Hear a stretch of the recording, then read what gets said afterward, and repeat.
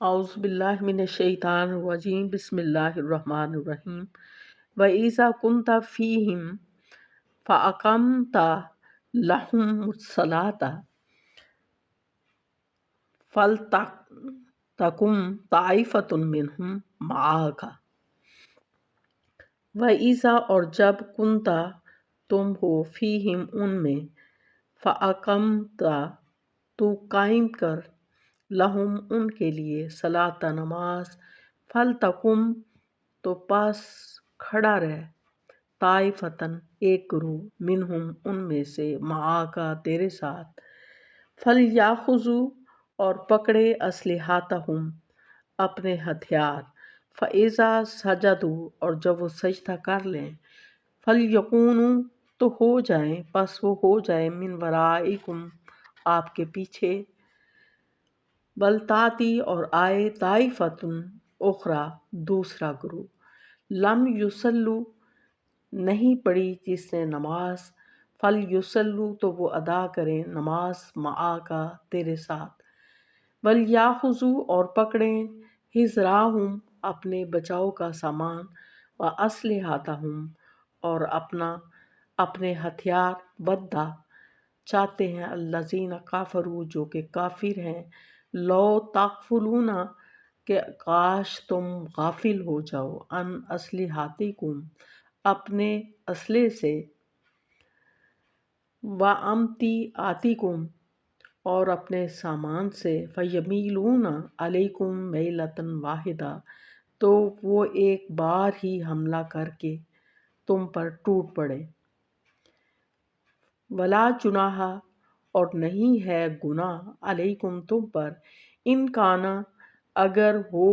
بکم تمہارے ساتھ اذن تکلیف من مطر بارش کی او کنتم مرضی یا تم بیمار ہو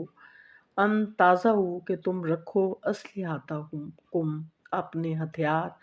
وخذوا اور پکڑو حذرکم اپنے بچاؤ کا سامان ان اللہ بے شک اللہ تعالی اعدّ تیار کر رکھا ہے للکافرین کافروں کے لیے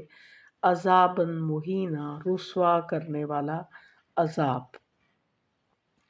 بامحاورہ ترجمہ ہے کہ جب تم ان میں ہو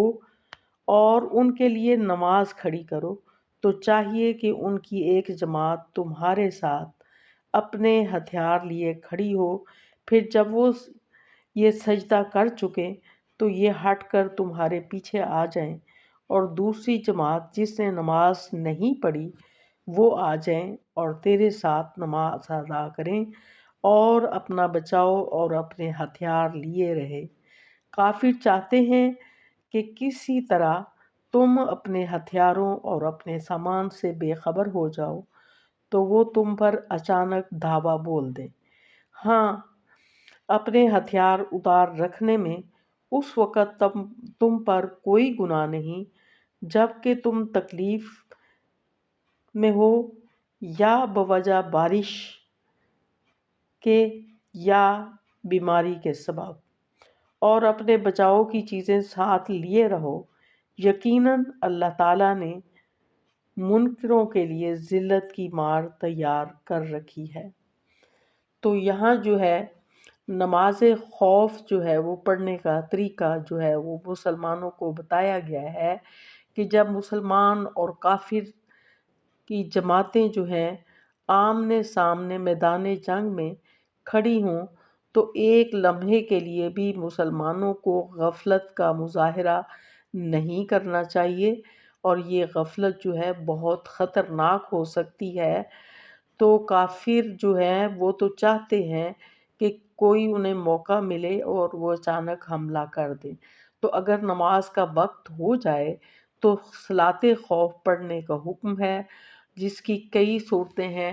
حدیث میں بیان کی گئی ہیں۔ مثلا فوج دو حصوں میں تقسیم کر دی جائے، ایک حصہ دشمن کے مقابلے میں کھڑا ہو جائے تاکہ دشمن کو حملہ کرنے کی جرأت نہ ہو، اور اسی طرح حضرت محمد صلی اللہ علیہ وسلم کے پیچھے آ کر ایک گروہ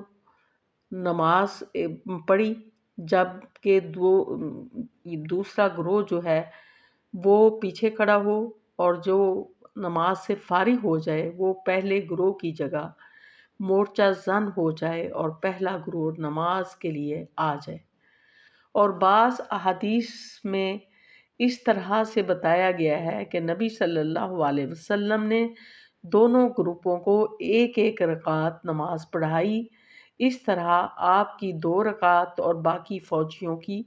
ایک ایک رکعت ہوئی۔ اور بعض روایات میں آتا ہے کہ آپ نے فوجیوں کو 2 رکعت جو ہے وہ نماز پڑھائی، اور بعض روایات میں ہے کہ آپ صلی اللہ علیہ وسلم نے ایک نماز کی رکعت پڑھ کر بیٹھے رہے اور فوجیوں نے دوسری رکعت پڑھ کر نماز پوری کر لی اور پھر جا کر دشمن کے مقابلہ کرنے لگے۔ اور دوسرے گروہ نے آ کر 2 رکعت پڑھی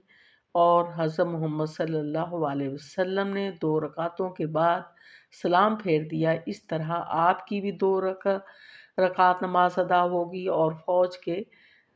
جو باقی حصے ہیں ان کی بھی 2 رکعت نماز ادا ہو گئی۔ اس کے بعد ہے آیت نمبر 103 فَإِذَا قَضَيْتُمُ الصَّلَاةَ، اور جب تم پوری کر چکو نماز، فَاذْكُرُوا اللَّهَ، تو یاد کرو اللہ کو، قیاماً کھڑے ہوئے، وَقُعُودًا اور بیٹھے ہوئے، وَعَلَىٰ جُنُوبِكُمْ اور اپنے پہلوؤں کے بل، فَإِذَا اطْمَأْنَنْتُمْ اور جب تم اطمینان پکڑو، فَأَقِیمُوا الصَّلَاةَ تو قائم کرو نماز، ان الصلاۃ کانت علی المؤمنین کتابا موقوتا، کہ بے شک نماز مومنین پر وقت مقررہ پر فرض ہے۔ تو یہاں جو ہے بتایا گیا ہے کہ خوف کے علاوہ بھی نماز جو ہے وہ ہر صورت میں پڑھنی ہے، اور نماز اپنے مقررہ وقت پر پڑھنا ضروری ہوتی ہے، لیکن اس کے علاوہ جو ہے ہر حال میں، چاہے انسان بیٹھا ہو، کھڑا ہو، اپنے پہلوؤں کے بل ہو، اللہ کا ذکر جو ہے ہر حال میں کرتے رہنا چاہیے۔ اللہ کے ذکر سے کسی صورت میں بھی غافل نہیں ہونا۔ اس کے بعد آیت نمبر 104 ہے وَلَا تَهِنُوا،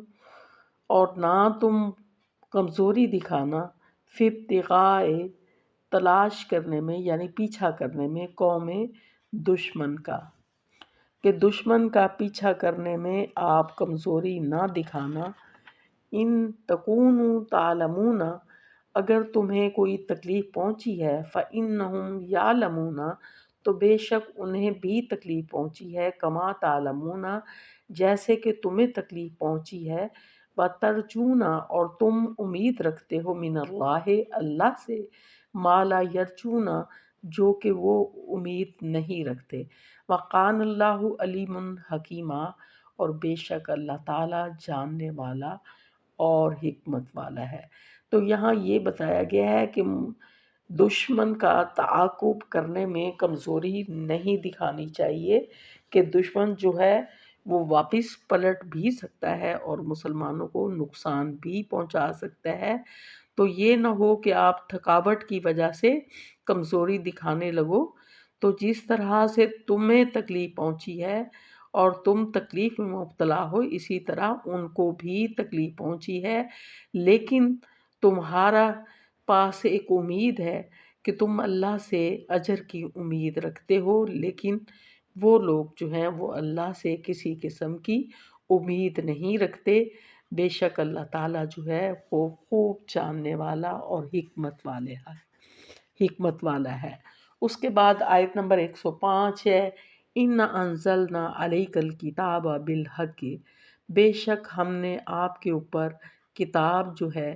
حق کے ساتھ نازل کی ہے، لِتَحْكُمَ، تاکہ تو فیصلہ کرے، بین الناس، لوگوں کے درمیان، بما اراک اللہ، جو تجھے اللہ نے دکھایا ہے، ولا تکن للخائنین خصیما، تو خیانت کرنے والوں کے لیے جھگڑا نہ کر۔ تو اس آیت کا شان نزول جو ہے یہ بتایا جاتا ہے کہ انصار کے قبیلہ بنی ظفر میں سے ایک شخص جو ہے جس کا نام جو ہے تامہ بن بشیر بن البریق تھا۔ اس نے ایک انصاری کی زرہ چرا کر ایک یہودی کے گھر میں پھینک دی، اور وہ حضرت محمد صلی اللہ علیہ وسلم کے پاس وہ زرہ لے کر آیا اور بتایا کہ وہ تامہ اور اس کے بھائیوں نے یہ حرکت کی ہے، مگر جب بنو ظفر کے لوگوں کو اس بات کا علم ہوا تو انہوں نے اتحاد کر لیا کہ نبی صلی اللہ علیہ وسلم کے پاس تشریف لائے اور کہا کہ یہ یہودی جھوٹا ہے اور زرہ جو ہے وہ اس نے چرائی ہے۔ تو نبی صلی اللہ علیہ وسلم ہو سکتا تھا کہ فیصلہ بنی ظفر کے حق میں کر دیتے اور اس طرح بنی ظفر پر الزام لگانے کے جرم میں اس کو یہودی کو سرزنش بھی کرتے، لیکن اللہ تعالیٰ نے یہ آیت نازل فرما کر حقیقت حال سے آگاہ کر دیا۔ اس کے بعد آیت نمبر 106 ہے، وَاسْتَغْفِرْ اللَّهَ، اور اللہ سے بخشش مانگیے، ان اللہ، بے شک اللہ تعالیٰ، کان غفور الرحیم، اللہ تعالیٰ بخشنے والا مہربان ہے۔ تو نبی صلی اللہ علیہ وسلم کو استغفار مانگنے کا حکم اس لیے دیا جا رہا ہے کہ انبیاء جو ہیں وہ تو معصوم ہوتے ہیں، انہوں نے کوئی گناہ نہیں کیا ہوتا، لیکن ان کے درجات کی بلندی کے لیے انہیں یہ حکم دیا جاتا ہے کہ گناہ گاروں کی طرف سے بھی اللہ تعالیٰ سے معافی طلب کریں۔ اس کے بعد آیت نمبر 107 ہے، وَلَا تُجَادِلُوا، اور تم نہ جھگڑا کرو، عن الذین، ان لوگوں کے بارے میں، یختنون، جو کہ خیانت کرتے ہیں، انفسہم، اپنی جانوں کے بارے میں، ان اللہ لا یحب، بے شک اللہ تعالیٰ نہیں پسند کرتا، من کانا خوانا اثیما، جو کہ بہت خیانت کرنے والا اور سخت گناہ گار ہے۔ تو یہاں یہ نبی صلی اللہ علیہ وسلم کو حکم دیا جا رہا ہے کہ کسی خیانت کرنے والے کی طرف سے آپ ان کے لیے جو ہے بحث نہ کیجیے، بے شک اللہ تعالیٰ جو ہے خیانت کرنے والوں کو پسند نہیں کرتا، اور خیانت کرنے والے لوگ جو ہیں وہ سخت گناہ گار ہیں۔ آیت نمبر 108 ہے، یس تخفون، وہ چھپاتے ہیں، من الناس سے، لوگوں سے، ولا یستخفون، اور نہیں وہ چھپاتے، من اللہ، اللہ سے، وما ہوا معہم، اور وہ ان کے ساتھ ہے، اذا یبیتون، جب وہ رات گزارتے ہیں، ما لا یرضی، جو نہیں پسند کرتا وہ، من القول، ان کی بات کو، وقان اللہ بما یعملون محیطا، اور اللہ تعالیٰ جو وہ عمل کرتے ہیں اس کا احاطہ کیے ہوئے ہیں۔ تو اللہ تعالیٰ نبی صلی اللہ علیہ وسلم کو مخاطب کرتے ہوئے فرماتے ہیں کہ اے محبوب، امت کے ساتھ شفقت کی وجہ سے معافی مانگ رہے ہیں، مگر یہ لوگ راتوں کو چھپ کر ناجائز مشورے کرتے ہیں، انہیں شرم نہیں آتی، یہ اللہ تعالیٰ سے جن چیزوں کو چھپانے کی کوشش کرتے ہیں اسے چھپا نہیں سکتے، کیونکہ اللہ تعالیٰ سب باتوں کو جاننے والا ہے، اور اللہ تعالیٰ جو ہے ہر چیز کو دیکھنے والا ہے۔ ان کفار و مشرکین کے لیے دعا کریں یا ان کی سفارش کریں، ان کی سفارش جو ہے وہ ہرگز قبول نہیں ہوگی، اس لیے کہ ان کے دل جو ہیں وہ ٹیڑھے ہو چکے ہیں، لہٰذا ان کے لیے آپ سفارش نہ کیجیے۔ ہاں انتم، اگلی آیت ہے، ہاں انتم ہؤلاء، یہ وہ لوگ ہیں، جدلتم،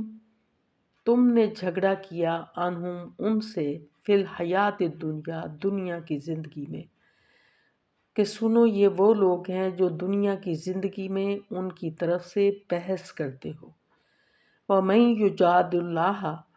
اور جو کوئی بحث کرے اللہ سے، عنہم ان سے، ان کے بارے میں، یوم وَمَن یُجَادِلُ اللَّهُ، اور کون بحث کرے گا اللہ سے، عنہم ان کے بارے میں، یوم القیامت، قیامت کے دن، ام من یکون علیہم وکیلا، یا کون ہوگا ان کا وکیل۔ تو یہاں یہ بتایا جا رہا ہے کہ جو چوروں کے حامی تھے اور ان کا ساتھ دینے والے تھے، اللہ تعالیٰ نے انہیں خبردار کر دیا ہے کہ ان سب مال کے چوروں کی سفارش سے اور حمایت سے کوئی فائدہ نہیں ہوگا، کیونکہ اللہ تعالیٰ ان کے سب رازوں کو جانتا ہے، اور قیامت کے دن کوئی بھی اللہ تعالیٰ سے ان کے بارے میں بحث مباحثہ نہیں کرے گا، اور نہ ہی ان کی طرف سے کوئی وکیل ہوگا۔ لہٰذا دنیا میں بھی ان کی سفارش سے اور ان کی حمایت سے کرنے کا کوئی فائدہ نہیں، اس سے باز رہنا چاہیے، کیونکہ اللہ تعالیٰ جو ہے وہ سب کچھ جانتا ہے ان کے کرتوتوں کو۔ وآخر دعوانا الحمد للہ رب العالمین۔